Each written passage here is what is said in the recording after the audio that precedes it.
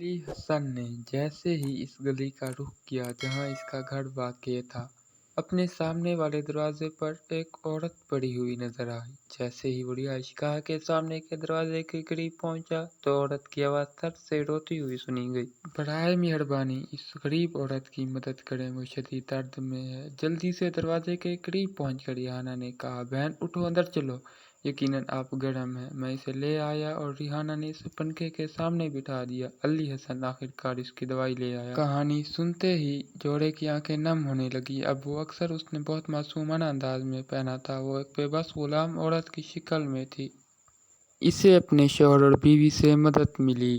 जब वो अपने काम पर काम कर रहा था तो उसने एक पहचानी जाने वाली खातून की आवाज़ सुनी। वो इसी गरीब औरत को देखते ही अपनी मतलूबा कीमत पर गाय खरीदने के लिए जोर लगा रही थी।